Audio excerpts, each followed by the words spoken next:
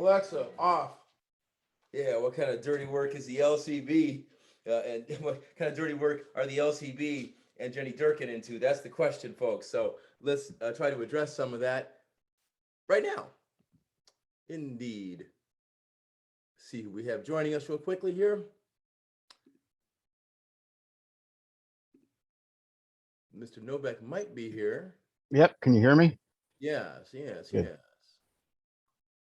And I'm trying to, there we go.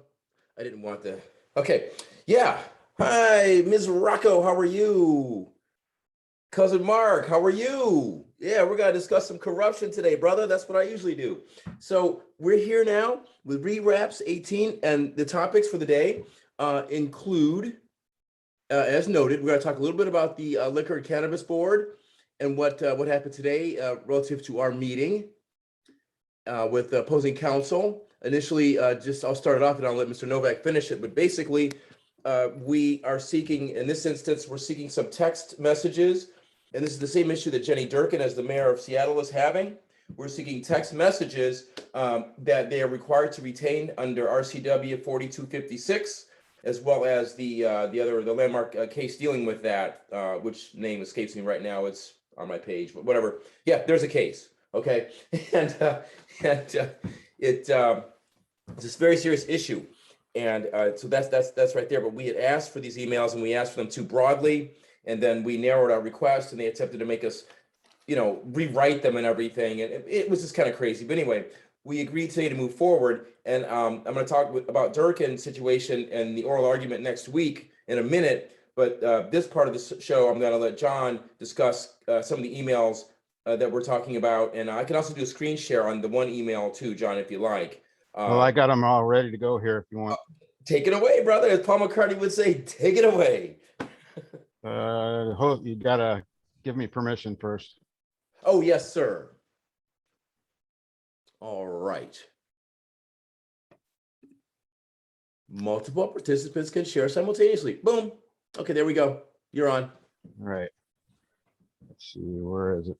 There we go. Okay.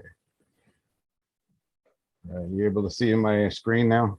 I see Roger, copy, loud and clear. Okay, so this is the main one that we have questions about. I'll just show you what's above it. Basically nothing. And then suddenly we get this text message here. It says, anything you say, but doesn't the LCB have authority over their vapor license if they're doing something illegal? Thought that's what Chandra and Lisa said they were looking into. And it says here, as you can see, this is the response from board member David Postman. If they are licensees, but not if they are a gas station selling Delta 8. So the question here is, well, first off, we need to see the whole thread here. As you can see, it's cut off. Mm-hmm. But in here, it's basically saying if they're licensees, but not if they're gas stations selling Delta 8. So if a gas station is selling that, they don't apparently have any authority. So the question then becomes, well, we know that vapor, tobacco, and cannabis are not included in the areas where the LCB has statutory authority. So if they can't go into a gas station selling Delta 8, what are they doing raiding people in their homes? Or like in Levi Lyon's case, going into his property, being his buses. Yeah, so PRVs, right. That is very interesting. So we need to get the full thread of that and see what precipitated, the rest of this. Yeah, that's exactly it. And they're giving us these things midstream. We did discover that their provider is Verizon. Now, it's possible we might not be able to go directly to Verizon to get these. Okay, that could be an issue. But what we do know is that we can show that even if you look at the form of those messages, right, you can clearly see that LCB basically called up their agents and said, hey, you guys, take screenshots of your shit and send it to us, right? Because that's not the form they would be in coming from the provider, right? That's that's not how it works. Okay. So we know that they didn't retain them. And so that's the issue here when we go to the case, Nissen versus Pierce County. I don't really have to do a screen share. I'll just go back to the screen in a second, but you guys can see it. Actually, I do because I want it to be on the Zoom. So hold on. Yeah, technology catching up with me. What the Nissen? Yeah, the hold on. text one up? I can put it up again. No, I got it right there. No, I got Nissen. So see, there's Nissen right there. Nissen versus Pierce, Oh, okay. 2015 case, and I just show you that. And I had highlighted some stuff down in there that's no longer highlighted. But it just talks about the fact that these are public records. Agency employees working within the scope of employment, they create public records. And there it is. The Public Records Act, it captures work product on employee cell phones. Okay. So that's what it's about. And they have to carry that. You can't just go back and tell the guy later, the agent later, hey, dude, hey, lady, hey, whatever your pronoun is, send it to us, because at that point, the agent has the discretion of deleting stuff. And there's no consistent chain. And this is about responsible government. Then what the hell is that? So. Right. I got you can tell I went to law school in the 90s. I've got my Seinfeld voice. Whenever I get in, I'm like, what is that? So anyway, yeah, that's kind of the deal right there on that piece. So we're gonna give them 30 days or maybe 30 plus to conjure up what they can. But the other thing you guys need to know is that we've already asked for a more inclusive set of these. Oh, the boys are home. Pepper, go get him. Go get him. We've already asked for a more inclusive set of these documents, though. And we asked for them through the Public Records Act. Everything we described to you here is being through the litigation, which is going to be a more narrow focus. But we've already asked, and that's how we have some of these documents now, and we can clearly see that they got a problem. So we're going to file a separate lawsuit about that, which is kind of what Jenny Durkan is going through right now, because they didn't retain it. There's no question about that. If they did, the messages that we're getting wouldn't look like they do. Right. So that's that. John, anything else on that? Yeah, let me do one more screen share here. Oh yeah, man. Yeah, please don't let me cut you off, bro. Let's see. Yeah, let's do it. Hold on a minute. Oh, come on, a screen share, stop share. There we go. All right, go ahead. Okay. So we have that one. Let me make sure that I got the right screen up for you, everyone. Okay.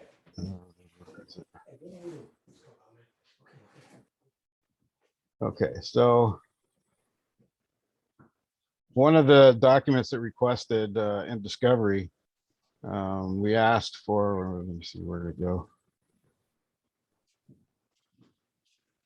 Here we go, document request number 20. We wanted all communications between the LCB and the ONDCP, which is the Office of National Drug Control Policy. And this is the federal agency that's basically in charge of all the drug policy in the United States. And as you can see down here in the answer, the response, a reasonable review of the LCB's record revealed no responsive documents. And they said if they did find some, then they'd get it to us. But the interesting thing about that is, are you able to see the next screen here? LCB 3675. Yes. Okay, Yes. so as we can see here, they sent us a bunch of documents, and this one was like a 400 and something page long one. And when you scroll down to the bottom of it, well, guess what? Apparently, the state's attorney didn't see this, but we have emails between Sam Ricketts from the governor's office and the ONDCP.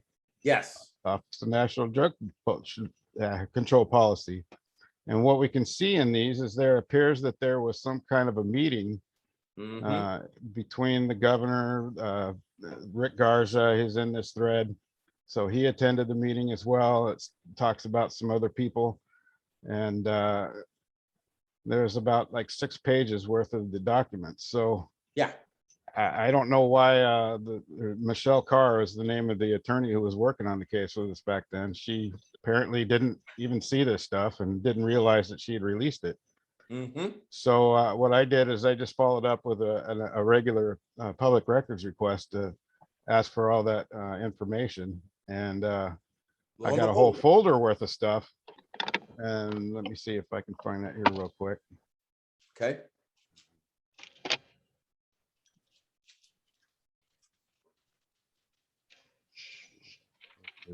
No. Well, anyway, I don't have it real quick available, but within That's those documents, not only do we find out that the governor, a bunch of people from the Liquor Control Board, but also the Bruce Turcott from the Attorney General's office was also there. yes. So we find that really interesting. And there's about like, I don't know, 20 or 30 different files from, apparently from this meeting. I haven't gone through them all yet.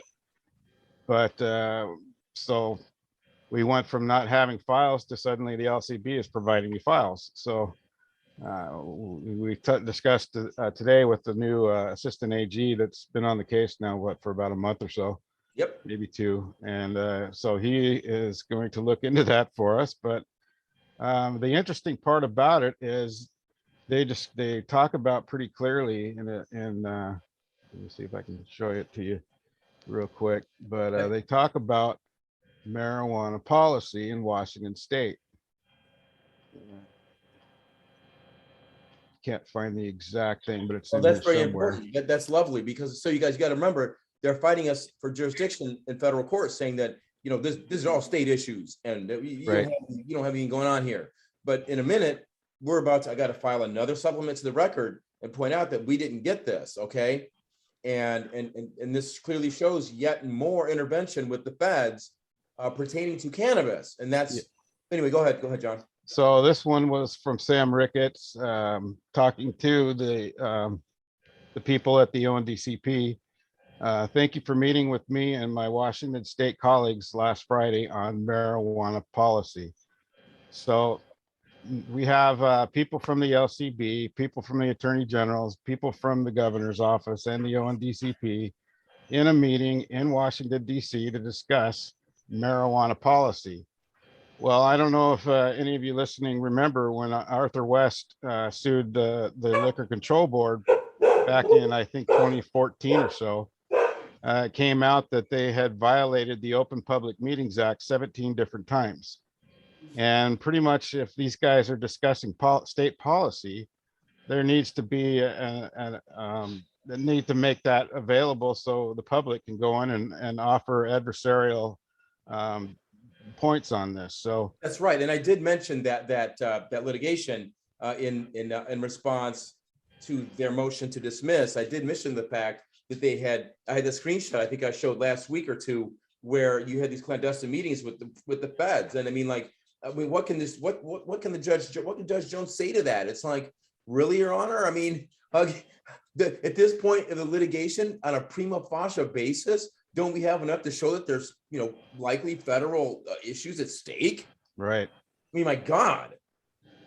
So, and this was interesting too. One of the things that the ONDCP was asking for would be, it says here, discussion was very useful. I'd be interested in speaking with the Washington State contact about obtaining some specimens for potency testing at the University of Mississippi facility that has been doing such work for nearly 30 years. Now, it's interesting that the University of Mississippi was one of the things that I brought up in my original declaration, talking about how they were still supplying marijuana to, it was 5 patients over the last few years, but I don't remember how many originally were in the program, but I think it's down to like 1 patient. I think his name's, I can't remember his first name, like Irvin Rosenfeld or something like that. And he still gets a huge metal can about this big full of joints for 1 month's worth of medicine.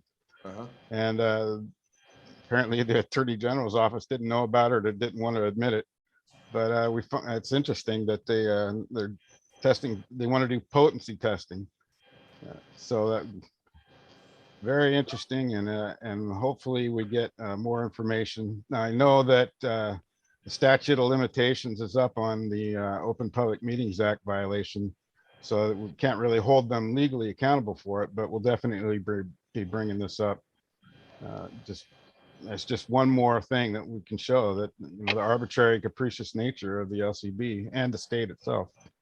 Exactly. Hey, Sinjo Hall, our co-plaintiff, has joined us. Hello. Hey, Sinjo. Sorry about that. I had to go pick up my goddaughter, so. Well, welcome All right. in, Gary. So that's basically it for me today. That's cool. Sinjo, we just went over the meeting that we just had with Attorney Patel. And so, so you were present for that. We covered all of that. And is there any comment you'd like to share with us on that note, or before I go into the Durkan matter? No, not really. Cool. All right, folks. Well, you know, a lot of times we focus on the cannabis part of LCB, but today we're going to focus on the liquor. We're going to focus on the liquor.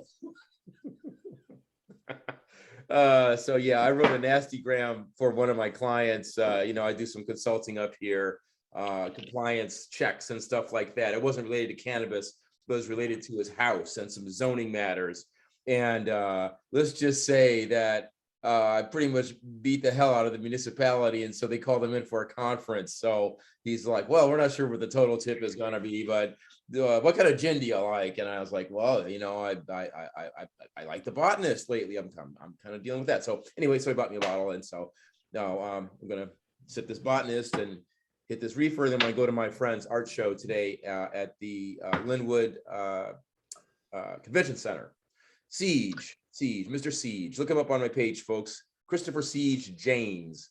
Back in 2014 and 15, I did some. He's a Renaissance man. He has these beautiful models. He's married. I mean, he's got he's divorced and with someone else now. But anyway, he's got these beautiful models that drape themselves over his motorcycles, and he's a vintage motocross guy. He does all kinds of art, you know, like lithograph stencils, T-shirts, you know, full-size wall art, all of this stuff. So I haven't seen his current installation, but there's a reception tonight, and so I'll give it up for Christopher Siege James, my man.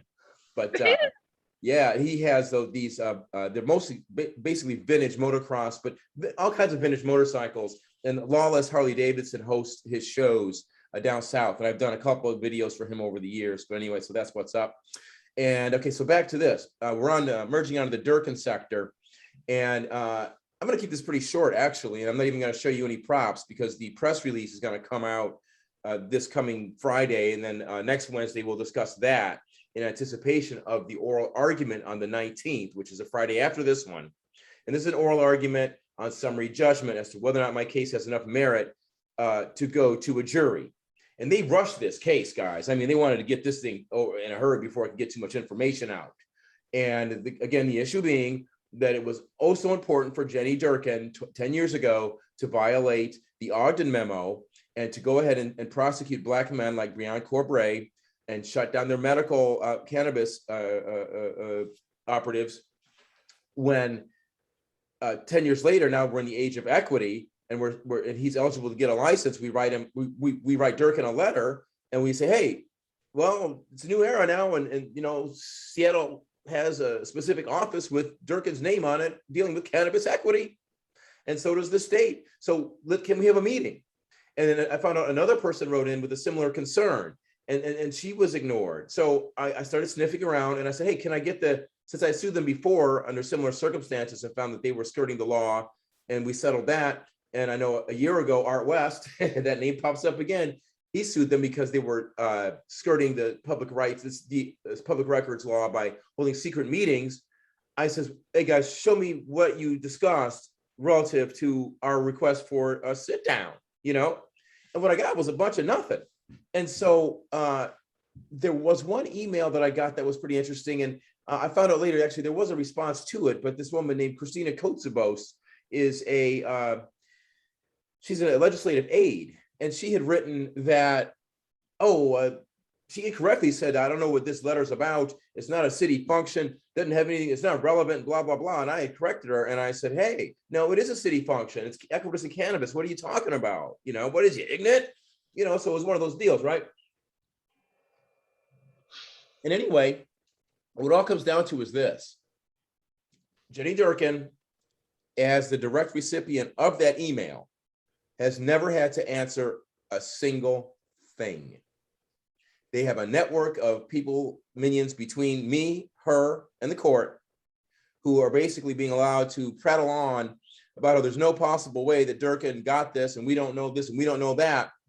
So one of the issues that's at stake right now is when the judge refused me, it's Judge Judith Ramsayer is the judge now in Franklin County. That's old school. Sorry, I'm in King County, Washington.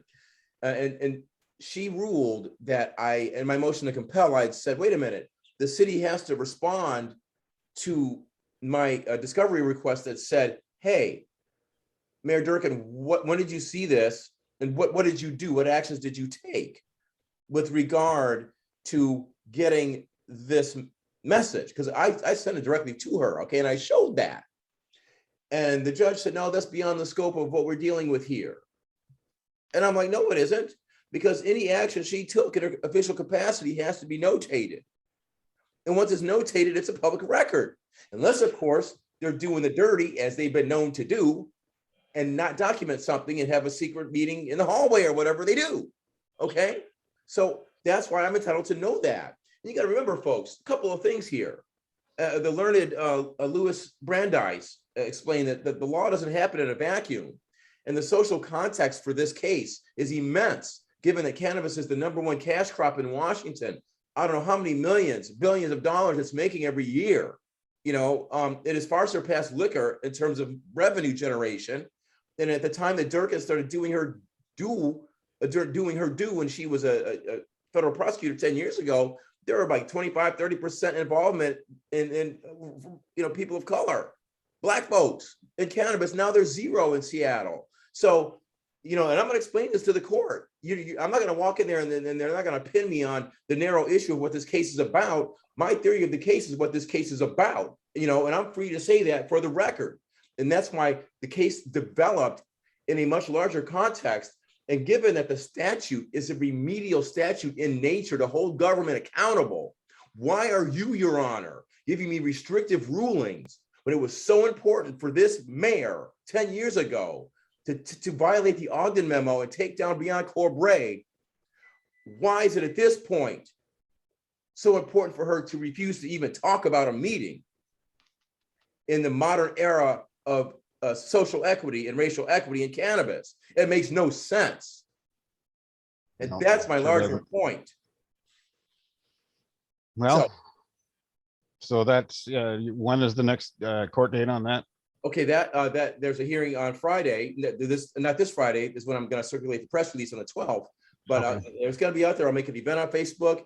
You guys probably shouldn't tune into the Zoom just because I know somebody's going to forget to turn their phone off, and then the judge will yell at me, and I don't need any more heat on me. So you just watch it like you're watching this now on the Facebook. I'll have the Zoom running like this, and I will record it on my phone, and then and you guys can free to make comments during the presentation. I won't respond to them because I'm going to be busy in the hearing, but definitely, share it, pass it around, and watch it, and then just see the kind of environment, see what develops when I walk into that when I walk into that virtual courtroom.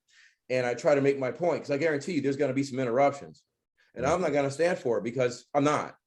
I know what I'm talking about. I'm a responsible litigator. I don't make blind accusations. When I tell the court now, I guess the opposing counsel, by the way, they got a little upset with me. They said, "Oh, you can't just assume that there are other emails out there after the Kotzebos email." Somebody responded to her and said, "Oh, King's emails are being filed here." Okay, and somehow I did miss that. I admit that. But wait a minute, what about the larger issue though? Oh, it's just, King's emails are being filed here, and then nobody else even talked about it? Durkan doesn't have to say whether or not she saw it? Nothing? I mean, how does that work? It's so disingenuous. And So they didn't even assert some kind of executive privilege or anything like that? Well, yeah, they did. They said, yeah, well, Okay. first it was with respect to the to doing her deposition. And I said, okay, fine. Now I said, well, what about just an interrogatory? I wanted to answer one question. Right. And I put up other cases where mayors have been compelled to provide answers to interrogatories, limited interrogatories, because the gravamen, folks, is not how big and important you are. I put up a case out of Chicago where what's his name, Emmanuel, who was secretary. He was a chief of staff for Obama for a minute, I think. Ron Emanuel. Chicago's 4 times as big as Seattle. So I said he's mucho more important than Durkan is, and he had he was involved in discovery. So but the court explained in that case that the gravamen isn't really how big you are. It's a combination of how big you are and what burden does it place on you to answer the question. Yeah. And so, if she could burden herself, her multi-million-dollar self, she could burden herself to take out a black man 10 years ago. Why can't she burden herself to answer the same black man along with me now? Right. What's the matter, Jenny? Where you hiding? Yep. Yeah. Don't let me start cussing. I'm gonna have another sip of this botanist. I'm gonna start cussing. I'm gonna drink some Tussin and start the cussing. Oh Lord. All right, guys. Well, I've got a party to get to here, so okay. I'm gonna call it quits. Yeah. But, I'll look forward to that press release, and I'll definitely try to tune in. Oh, indeed, guys, indeed. And look forward to seeing y'all soon. And we'll talk before then, and I'll get the press release out Friday. And everybody have a great night. All right. You too. Be safe. Linwood's a shit show right now. All right. Yeah, you guys too. Peace. Bye, guys. Bye.